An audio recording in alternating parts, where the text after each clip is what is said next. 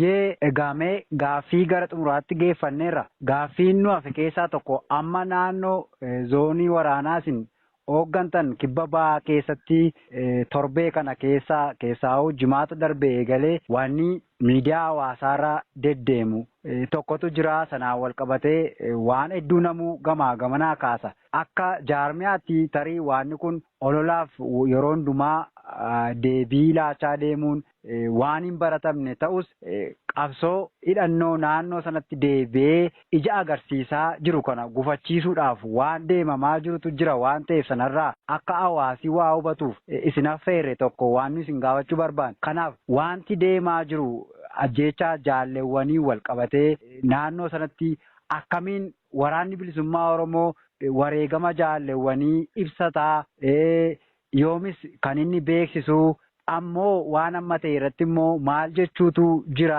uummati maal beekuu qaba jettanii ibsitu. Galatoomi ani waa'ee kanarraa haasa'uufillee turre haasa'uullee fedhiin qabu ture. Kun ana qofa odoo hin taane akka dhaabaattis akka dhaabaa qofa odoo hin taane akka riphee lolaa nama riphee lolaa tokkootti namni injifannoo diinni galmeesse injifannoon irra galmaahe jedhee miidiyaa hawaasaa tiwiiterii tokkorra dubbachuu dhiisi nama dhuunfaattuu ni himamuu jechuun kun.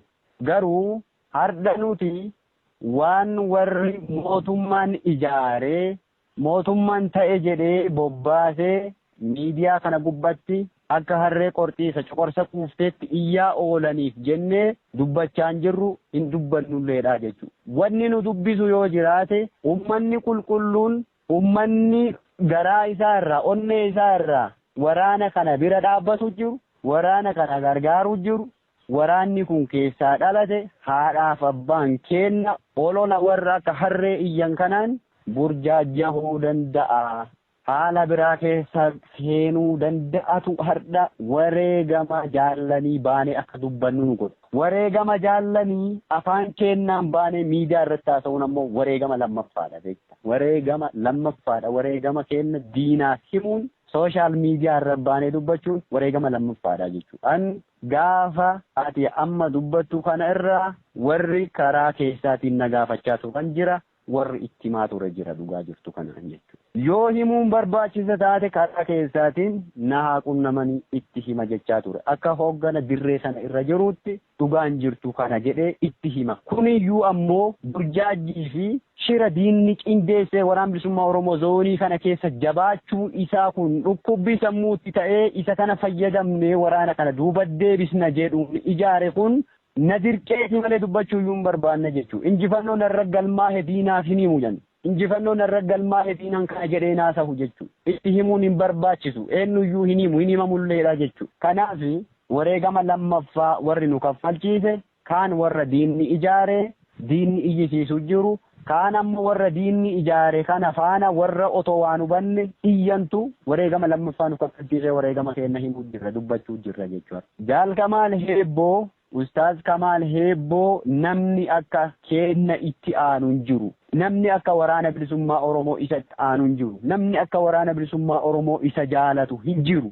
Namni akka waraana bilisummaa Oromoo yoo bakka sanaa inni kufe isa hir'isu tokkoyyuu hin jiru jechuudha. Waan ufumaa namni daabboo kuufee amma miidiyaa irraa iyyuu kanan laalinati. Eenyu hir'isa Kamaal? Na hir'isa beekta. Bakki Kamaal narraa hir'ate sun qaayi sun ana miidha. Qaayi sun na dhagahama beekta. Adda Oromoon ummanni kibba bahaa kun qaa Kamaal sibbane sana jaalsa baay'if eessaan sii cufnaa odoon taane qaa sana eessaan sibba bal'isnee waraana kana sirraa diignatu abjuu hirriba nama dhoowwee halkanii guyyaa iyyanii hirriba na dhoowwu jiranii jechuudha. Isa hubachiisnee jirra karaa keessaatiin. Miidiyaa irra bahiinuu haasahii. Feesbuukii kan keetiin sararuma tokkollee yoo ta'e haala wareegama isaa nuu barreessi. Anammoo wanni baheesinii barreessuun jiru. Injifannoo lammaffaa ofirratti hin galmeessu. Wareegama lammaffaa hin wareegamuwanii. Wareegama lammaffaadha bahee an dubbachuuni. Diinni gaafa sana booji'ameef diinni gaafa sana dirree sanarra dhumatee reeffi isaanii guyyaa lammaffaaf bakka sanarra ka'e sun injifannoo irra galmaa'etti hin fakkaatu diinatti. So hin dubbadhu jedhee boohaa ture jechuu garaa kiyya. Garuu haalli ture jaalli lola gaafa aanaa shirkaa fi saguree walakkeessa irratti lolli ta'e sanarratti qabsoo isaa galmaan gahee jechuudha. Jaala kana qofa miti jaallan qabsoo gaafa sana galmaan gahan. isa qofaa miti jechuudha. Namni qabsoo sanarra gaafas lola sanarra qabsoo tana galmaan gahan qamadahanii aarsaa kaffalan isa kana qofaa miti jechuudha. Jaalkamaal qofaa miti jechuudha. Wareegama akkasii kana ammoo xureessanii wareegama akkasii kaffalame kana haalanii waraana kana duuba deebisuuf carraaqqiin gara diinaatii godhamu faana uummanni keenya kan hubanne sirbuun cal'isee iyyaa ooluun haamilee nu tuqanii jechuudha. Haamilee nu tuqe uummanni keenya. Haamilee nu tuqanii jechuudha uummata keenya.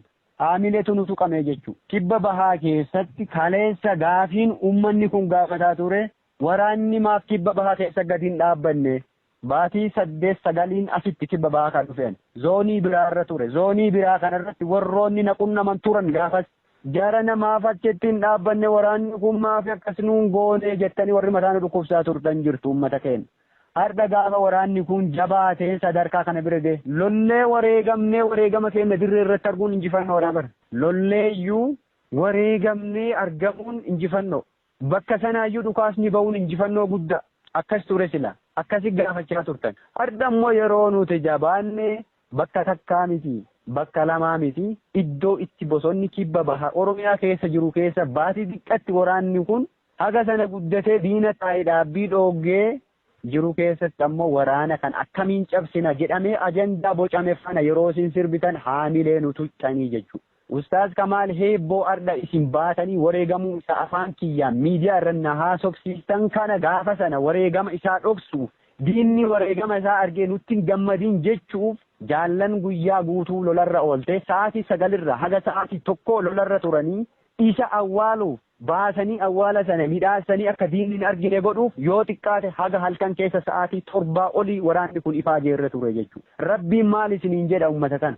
Maal isiniin jedha rabbi jala deemtanii rabbi jala teettanii waan hubatamuu qabu maanan gaafanne maanatti nan bilbil miidiyaan rabbaate maa iyyita miidiyaan rabbaate maa diina faana sirbita hoogganni naannoo sanii bilbila isaa nuu kenna waan akkasiitu dubbatamaa jira adda baafanne maaf hin jenne waan nama ajaa'ibu waan nama dhibu har'a yoo viidiyoo suuraa poolisoota gaafa sana boojinee maxxansine bifa fuula isaanii kalarii jijjiirtanii inni isa kana jettanii dubbattan ceerri haga kana caaleen jiru jechuudha. Nu ceersitanii jechuudha. Dhugaa isinitti himaan. Ceera guddaadha jechuudha.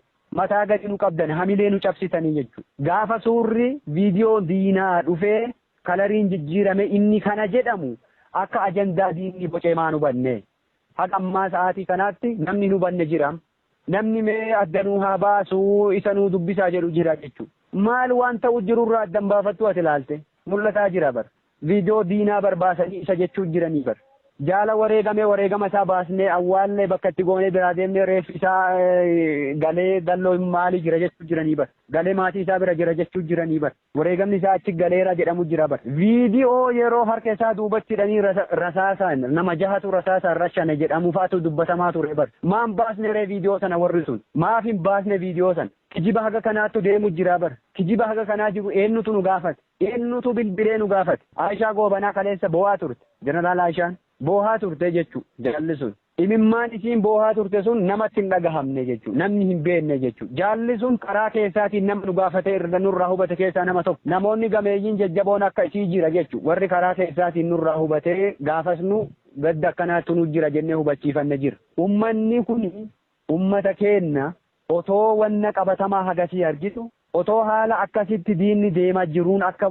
ajandaa diinni bocee otoo argitu wanni isin taatan mataanuu cabse rabbii jala deemtanii wareegama jaal Kamaal heebboo xureessitan lammaffaa Kamaal heebboo waan amantaa musliima ta'eef ajjeesanii jettan waan arsii ta'eef du'ee jettan ana amantaa kiyyan beeka eenyuyyuu fakkeessaa fi miti bar waggaa waggatti gaafa iida kabajinu suurri kiyya ka sooshaal miidiyaa irra hin jirre hin jiru fakkeessaaf maxxansaan turre bar gaafasiyyuu akka diinni ummata kana karaa amantaatiin dhaaba kana jibbisiisuuf yaalii cimaa inni godhaa ture beenna beektanu addi bilisummaa Oromoo amantaa kamuu maxxanfatu kamiyyuu ammoo hin jibbu kabajaan amantaa kamiifuu godhama dhaaba keessatti namni kamuu amantaa isa kaleessa mana isaatti qabu as keessatti hin qaba hin geggeeffata namni isa dhooggu hin jiru fakkeessiif nu argaa fi miti ka maxxansaa turre suura sana beekta argaa turtan ture suurri miidiyaa kana guutuurra jira suura miidiyaa irra jiru kiyya otoo hin taane waraanni bilisummaa Oromoo yeroo hunda yoo inni hiriiree saffaa guutee salaatu argaa turtan jedhan maaliif kun ajandaa diinni boceen sirbuun ajandaa diinni boce faana deemuun kun haga yoomiitiif ta'a haga yoomii akkasi deema haga yoomii shakkii qabsoo dirree keessatti haga yoomii shakkii dirree keessaa kanaan ummanni kun mataa wal dhukkubsaa oola bira darbee nu dirree jirru jiruuf jireenya keenya dhiisnee rakkoo keessa jirru dhiphisuun haga yoomiitiin gaafii guddaa jechuudha. Haga yoomii akkasin akkasi dhiphattan haga yoomii isin akkasi nu dhiphistan an hin beeku. Waan Kamaal Heebboo irratti rabbiin olaane rabbiin guddaan irraa isin gaafataa jechuudha. Warri hadda reeffa isaa boqonnaa dhoowwitanii nu'uu inni irraa kufee qaanu baname madaa keenya tuttuxxanii boqonnaa nu dhooggitan rabbiin tokkichi gatii keessan isinii kaffala jechuudha. Gatii keessan ammallee rabbi isin hin dhabinii jechuudha. Gatii Kamaal Heebboo irratti isin taphattan reeffa Kamaal Heebboo isin irra dhiichiftanii diina irraa dhiichisiisuu jirtan kun rabbiin tokkocha ta'e gatii kana isin hin dhabu jechuudha. Gatii kana isin hin dhabinan waan biraan jedhu jechuudha. Wanni an isinii dhiheessee isin itti amantan hin jiraatin yoo barbaade Kamaal Heebboo lolarra wareegame na biraa wareegame hoggana isaatan dirree sanaan jiraachuu miti otoo dirree biraa jiraadhe otoo bakka biraa battala biraa jiraadhe otoo godina biraa keessa jiraadhe godina lolli sun itti ta'eyyuu jiraachuu baadhe wanna Kamaal keessa jiru guyyaaf daqiiqaan quba qaba jechuudha. Warri adda miidiyaa kanarra bahee iyyaa jiru akka wadala harree baroodu jiru kun warra Kamaal eessa akka jiru waraanni bilisummaa Oromoo eessa akka jiruu fi maalirra akka inni jiru maal keessa akka inni oolu hin beeknetu iyyaa jira jechuudha. Warra eessa jirraa keenya quba hin qabnetu iyyaa jira jechuudha. Warri eessa akka jirru quba qabu akkasi boo'u jira miidiyaa gubbabba'ee. Warri maal keessa akka nu jirru quba qabu boohaa jira. Maal uffatanii bulan maal nyaatanii bulan warri jedhu imimmaan boohu jiru sana beekta. Inni hadda achirraa baroodu jiru kun ayyaallaallattu warra karaa sirbantu akkasitti iyyuu jira ammallee. Boohaa jiran warri waan nu keessa jirru quba qaban. Akkam goonee isin amansiifnam. Wareegama Kamaalii dhaqee baasaa ree isinii boolla. Isa baasee isinii fida. Ummata kana abbaa faadha isaanii rakkisuu fi mireedha. Rakkisaa ka argattan sirbaa diina waliin. Wan biraan jiru diina gammachiistanii diinni nurra gammade wanni fidu ammoo hin jiru diin. Waan nurra argatu tokkollee hin jiru. Wanni nu laafsisullee hin jiru. Wanni nu badu deebisullee hin jiru. Olola yoo taate ololaaf bakka hin qabnu. Ololli kaleessas ture hardhas hin jira. Olola bakka nama kennu miti. Ololli warra duuba deebisuu miti waraana bilisummaa Oromoo ammoo. Kanaaf warri ta'e jettanii itti yaaddanii sirbaa turtan gatii keessan rabbi isin hin dhabin akka jalqaba jedhe sana jechuudha. Warri ta'e jettanii reeffa isaa gumaa isaa gar balleessuuf wareegama jaalaa ajjeefame jedhaa sirbaa turtan sun gatii keessan rabbi biraan dhabina. Warri ammoo otoon hubanne otoon beekin warruma mootummaan ergee sirbu faana sirbaa turtan jarana rabbi sodaadha. Rabbii isin uume rabbii tokkocha salaattaniif sana sodaadha. Jaalli shaahideedha kukuffisee kufe guyyaa sana. Baasnee harka kennaan bakka sunii awwaalanne. Iddoo keenne sanatti quufuu dadhabnee eega achii deemne lammaffaayyuu achi deebinee baafannee awwaalanne. Adda abbaa faati kenna firoottan kenna deeggartoonni kenna onneen gubatu bor awwaala isaanii arguu danda'a yoo nu duuneyyuu. Dhalootaaf himnee dabarra. Dhaloota qabsiifnee mallattootti goonee bira darbinee jirra. Godaannisa uummanni keenya qabaaf akkas godhuu jira. Kadirree irratti waraabessi nyaate meeqatu jira jaallan keenya kabaafannee awwaalanne dhiisi. Wareegamne hin jennu barnuti gaafa diinni wareegama keenya alarratti hin argin. Wareegama lammaffaa nu kaffalchiisan jalqabaan jedhu wareegama akkasitti nu dhoffannee akka nun argineef awwaalanne ifan nu dubbistanii jechuudha. Kanaaf gama Ustaaz Kamaal Heebboo jaal Kamaaliitiin rabbi jennatul firdoos isaaf haa hiruu. Waan jedhu waan biraa hin qabu. Kamaal dirree kanarraa waa hirbise dirree kana qaaha itti bane jaallan tana cufa irraa gaaddisatu irraa ka'e jechuudha. Gaaddisatu irraa mulqame. Kamaal jechuun gaaddisa waraana kanaati. Gorsa waraana kanaati. Abbaa naamusa waraana kanaati namni kun. Naamusa isaa irraa waa hedduu barata waraanni kun.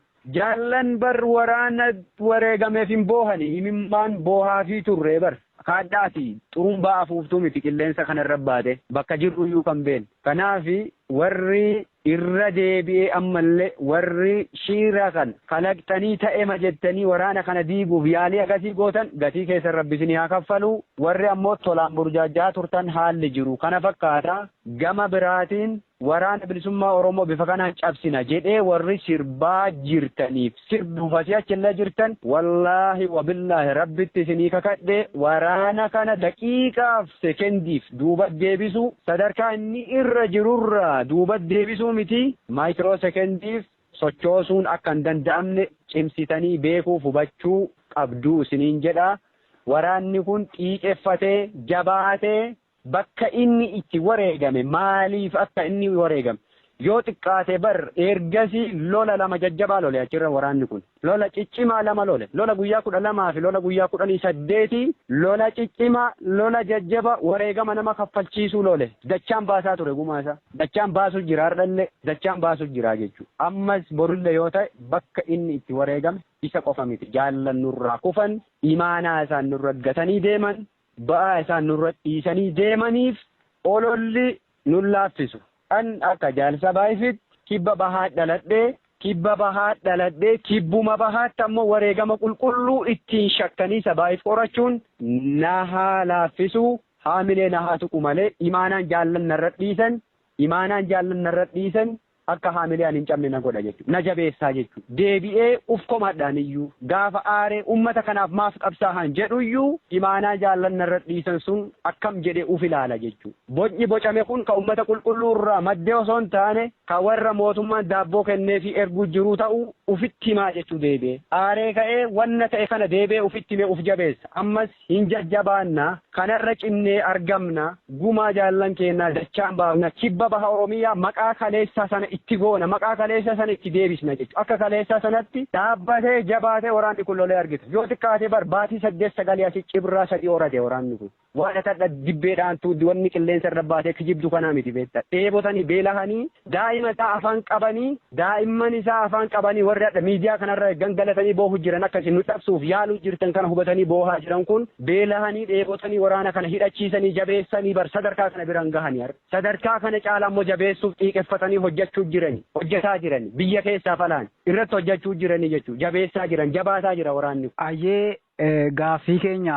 gara goolabaatti geessineerra mee gama tokkummaa uummata Oromoo akkasumas tokkummaa qabsoo Oromootiin wal qabsiistanii uummanni Oromoo haala hundumaa diddaa qabsoo keessatti geggeessaa jiru hidhannoo tumsuun wal qabatee haalota tokko irratti waan gabaabaa nuu jedhaati.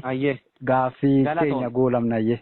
Gama tokkummaa uummata Oromootiin inuyyuu yoo duubanna deebisuu baate dhimma wareegama Ustaaz Kamaal Hebboo biratti waan tokkummaa uummata Oromoo sharafu hedduutu ka'aa ture jechuudha. Wallaggatti ajjeese, Ebalutu ajjeese, Harargeetti achi keessa du'e, Arsiitu maanii ta'e, Jinnitu akkana ta'e, Rabbi sodaadhaa dhiiroo. Nuti kabaaneef uummata Oromootiif Oromiyaaf qabsaa'u jirra. Biyya walaba taate Oromiyaa tarree addunyaa dhaabuuf qabsoo godhu jirra. Uummata Oromoo bal'aaf lolaa jirra. Oromoo keessaa dhalanne, gandaaf hin dhalanne, ollaaf hin dhalanne, ollaan beeknu, gandan beeknu, nu kabeennu Oromiyaati. Odoo gandaaf lolla ta'e, odoo kutaaf lolla taate. Maal gooti ijoolleen Arsii iddoo biraati? Maal gooti ijoolleen Shawaa ijoolleen giddu galeessaa Arsii irra maaf loltee wareegamti? Ijoolleen Arsii maaliif Wallagga irra loltee wareegamti? Ijoolleen Harargee maaliif Boorana irra loltee wareegamti? Ijoolleen Gujii maaliif Arsii irra loltee wareegamti? Maaf wareegamu jiru? Jaallan godina biraa loltee kibba baa kana keessa wareegamaan turre lola gaafa 2021 keessa jaallan dirree irratti wareegamne gaafa lola kaambii eeban dhubboo lafa jedhamtu. Kagaafa kibba bahaa dhufee yoo baay'ate torbee tokko anin turii lola nurratti irratti jaallanii wareegamne dirree irratti uummanni kaasee awwaalle ijoollee san jaallan sun jaalli takka shamara Wallaggaati Arsiitti ajjeese maan jedhin Wallagga gaafas jaalli tokko Harargeen maasiin ajjeese nuun hin jedhin dirree gubbaa wareegamanii bar wareegama sana baafachuu dadhabnee gangalannee baanee bar iddoo sanarra deemnee galle bosonatti. Baalarra cabsannee biraa deemne achii baasee uummata Oromoo awwaale beekta maanuun gaafatin gaafa sammuu keessa iddoonni jiru laala bakka jirru argitanii maafin gaafatin gaafa sana rabbi sodaadha shakkiin kaleessa yoo jiraate jira shakkii kaleessa sana har'a gaffiddanii nuun hin jeeqina shakkii kaleessaaf dhiisi nama kaleessa yakka sana hojjete gaafadhu bakka barbaadde nuun jeeqin har'a ammoo gadi dhufte asitti shakkiin kaleessa isin achi waliin bukeessan achi waliin jeeqan sun ka diinni ajendaa godhee uummata kana gargar dhiibu sun kaleessa jechuudha. Inni har'a qabsoo qulqulluu godhu jirra. Waan kaleessa warri qabsoo gane dalageef har'a immoo as keessa shakkii uumanii qabsaa'ota xureessuun ta'uu hin qabu beekuu qabdan kana hubachuun barbaachisaadha jechuudha. Kana hubachuun hamballee nurraa eegama jechuudha. Tokkummaan uummata Oromoof tokkummaan jaallan kana akka hin sharafamne dura dhaabbannee laphee keenya kenninaafi jechuudha. Adda keenya kenninaafi jechuudha tokkummaa uummata Oromoo kan sharafamuuf. Tokkummaa jaallan keenya kan sharafamuuf adda keenya kennineefi itti wareegamnee dabarraa jechuudha. Tokkummaan jaallan kanaa hin sharafamu, tokkummaan qabsaa'otaa hin sharafamu, tokkummaan uummata bal'aa hin sharafamu jennee adda keenya kennuufi jira. Magarsaa bariifamaa gammoojjii Shinnigaa keessa iddoo tokko wareegaman odoo gandaaf qabsaa'anii Odoo amantaaf qabsaa'anii maaf iddoo tokko dhumatan gaafas? Maaf amantaa wal qoodanii hin deemne? Maaf kutaadhaan wal qoodanii wal biraa yaa'in gaafas? Irbuu akkasii qabnaa bar. Irbuu haga sanaatu nu bira jira bar. Amaanaa hagasii qabnaa bar ofirraa nuti dhaloonni kun. Warra isaan sana yaadataa qabsaa'uu bar nuti. Warra waan gantoonni hojjetan sana yaadataa qabsaa'uu miti nuti. Waan gantoonni kaleessa hojjetanii bahan sun gaafa carraan nu dubbise dubbanna. Har'a immoo qabsoo qulqulluu godhuu jirra. Waan qabsaa'onni qulqulluun dalagan sana yaadataa hojjechuu jirra qabsaa'uu jirra jechuudha. Kanaaf gama tokkummaa uummata Oromootiin qabsoo bilisummaa Oromoo keessa dabni jiru, qabsoo bilisummaa Oromoo keessa shirri jiru, qabsoo bilisummaa Oromoo keessa wal qooddaan jiru hin jiru jechuudha. Qabsoo bilisummaa Oromoo keessa dhimma amantaa wal dhiibuun jiru tokko illee hin jiru. Kana miidiyaan kun guutuun argaa jirtan. Miidiyaa kana gubbaarra waan ta'e oolu cufa quba qabdanii argaa jirtanii jechuu. Kanaaf gama amantaatiin illee yerootti akka salaannee hatta guyyaa jumaa keenya kabajinee salaannu. Sooma keenya waggaa waggaatti kabajinee soomnee dabarsuu jirra jechuudha. Argaa jirtan karaa amantiitiin yoo shirri isinii dhufe yoo diigaan wayii isinii dhufe amantaatu jibbama amantata akkana godhama jedhe laala porofaayila keenya jala deemaati. Nu dubbisaa bilbilaati isinitti himna dhugaa jiru jedhana isinin sobnu. Rabbi sodaaf dhugaa dubbanna. Rabbi sodaaf dhugaa dubbanna. Dhugaaf manaa baanee bar. Dhugaadhaaf bosona kana jirra. Dhugaadhaaf rakkoo keessa jirra. Dhugaadhaaf rakkachuu jirra. Ufii rakkannee maatiin keenya bar bilisaan jiraataan jiran rakkachuu jiranii bar. Nu rakkanne har'a qabsoon nuti irra jirru addaa jechuu adda. Nuti qabsoofne maatiin keenya naafne qabsoo irra jiran manatti. Qabsoo irra jiran maatiin keenya. Maatiin qabsaa'otaa qabsoo jiru har'a. Qabsoo addaa godhuu jirraa bar naftanyaa waliin. Fiippii waliin qabsoo addaa godhuu jirra. Oppidoo waliin qabsoo addaati jirram. Kaleessa gaafa wayyaanee sana qabsaa'aa bahe qofatu dhufaasaa ture. Qabsaa'aa bahe qofatu rakkataa ture. Har'a immoo qabsaa'aa bahee fi uummanni manatti hafellee qixa qabsoo godhuu jirra. Qabsoo akkanaarra jirra. Dharri nu dubbannu hin jiru. Sobni nu wal haalluun irra dibaa nu dubbannuuf hin jiru. Maaliif rabbi sodaanna dhugaa manaa baaneef sana sodaanna. Sodaa namaa tokko illee hin qabnu jechuudha. Sodaa namaatiif akkas ta'e jedhanii wal sobanii bira darban sun hin jiru. Tokkummaan uummata kanaa, tokkummaan jaallan tanaa, jaallan irbuu shinniggaa sana yaadachuu qaba. Jaallanis ummanni bal'aanis jaallan gaafa san amantaaf kutaan waliin qoonu jedhanii iddoo tokko wareegaman sana yoo yaadanne gahaadha jechuudha. Isa kana yaadachuun gahaa dhimma tokkummaa uummata Oromoo irratti kanuma. Wallagga Arsii ajjeese Arsii Wallagga ajjeese Harargeen ebala akkas godhee ebala akkan ta'e biraa deema.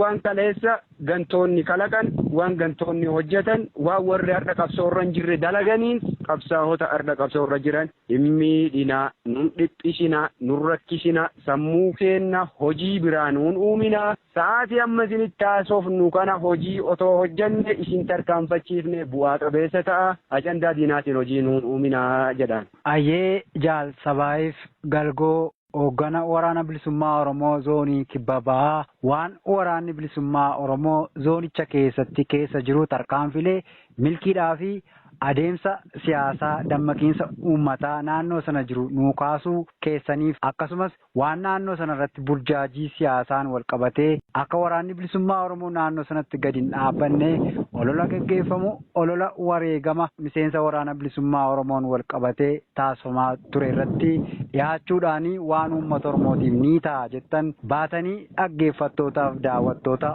Oromoo bal'aa waan keessanii maqaa dhaggeeffattoota daawwattoota keenyaan irra deebi'een guddoo galatoomaa siniin jedha. Anis galatoomii horii bulii ayyaanni bilisummaa wal nu agarsiisu siin jedha maqaa qabsaa'ota zoonii kibba baha Oromiyaa jedhan hundaan galanni kan ka'e bilisummaa walabummaa Oromiyaa si haa ta'u jedha horii bulii fayyaa ta'e. Ayyee galatoomii adda argadhu.